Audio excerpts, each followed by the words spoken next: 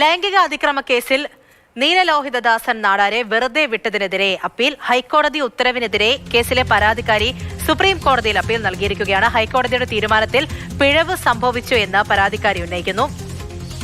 ഡൽഹിയിൽ നിന്നും ബി ബാലഗോപാൽ വിവരങ്ങളുമായി ചേരുന്നുണ്ട്. Balu, good morning. ഹൈക്കോടതി വെറുതെ വിട്ട കേസാണ്. അപ്പോൾ എന്തെല്ലാം കാര്യങ്ങൾ ഉന്നയിച്ചുകൊണ്ടാണ് ഇപ്പോൾ സുപ്രീം കോടതി വരെയുള്ള പരാതിക്കാരിയുടെ നീക്കം?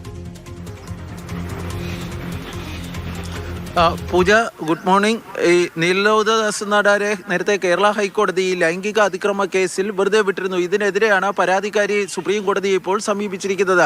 ഈ 1999 ഈ കേസിന് ആസ്പദമായ സംഭവം നടക്കുന്നത്. വനംവകുപ്പിലെ ഉന്നത ഉദ്യോഗസ്ഥരെ അക്കാലത്ത് കോഴിക്കോട്ട് ഗസ്റ്റ് ഹൗസിൽ വിളിച്ചു വരുത്തി അവിടെ നടന്ന മീറ്റിംഗിന് ശേഷം ലൈംഗിക അതിക്രമം നടത്തിയെന്നായിരുന്നു ഈ പരാതിയിൽ ഉന്നയിക്കപ്പെട്ടിരുന്നത്. ഈ കേസിൽ നേരത്തെ കോഴിക്കോട്ടെ വിചാരണ കോടതിയിൽ നീലലോഹിതദാസൻ നാടാരെ 1 വർഷത്തെ തടവ് ശിക്ഷയ്ക്കായിരുന്നു വിധിച്ചിരുന്നത്. പക്ഷേ കേരള ഹൈക്കോടതി സെപ്റ്റംബറിൽ പുറപ്പെടുവിച്ചിരുന്ന ഉത്തരവിൽ ഈ നീലലോഹിതദാസൻ നാടാരെ ഈ കേസിൽ വെറുതെ വിടുകയാണ് ഉണ്ടായിരുന്നത്.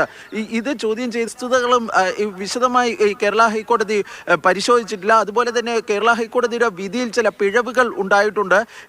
ഈ ഒരു അധികാര സ്ഥാനത്തിലിരുന്ന വ്യക്തിയാണ് തനിക്കെതിരെ ഈ ലൈംഗിക അതിക്രമ ശ്രമം നടത്തിയിരുന്നത് തുടങ്ങിയ വിവിധമായ കാരണങ്ങൾ ഈ ഹർജിയിൽ ചൂണ്ടിക്കാണിക്കുകയും ചെയ്തിട്ടുണ്ട്. ഈ ഹർജി സുപ്രീം കോടതി വൈകാതെ തന്നെ പരിഗണിക്കാനാണ് സാധ്യത. കാരണം ഈ സെപ്റ്റംബറിൽ നടന്ന വിധിക്കെതിരെയാണ് ഇപ്പോൾ ഈ അപ്പീൽ ഫയൽ ചെയ്തിരിക്കുന്നത്. കാരണം ഇത്തരം കേസുകൾ കോടതിയിൽ വരികയാണെങ്കിൽ അത് വളരെ വൈകാതെ ലിസ്റ്റ് ചെയ്യുന്ന ഒരു മാർഗരേഖ നേരത്തെ കോടതി പുറപ്പെടുവിച്ചിരുന്നു. അതുകൊണ്ട് തന്നെ വളരെ വൈകാതെ ഈ കേസ് സുപ്രീം കോടതിയുടെ പരിഗണനയ്ക്ക് വരാനാണ് സാധ്യത. പൂജ. ശരി, ബി ബാലഗോപാലാണ് വിവരങ്ങൾ നൽകിയത്.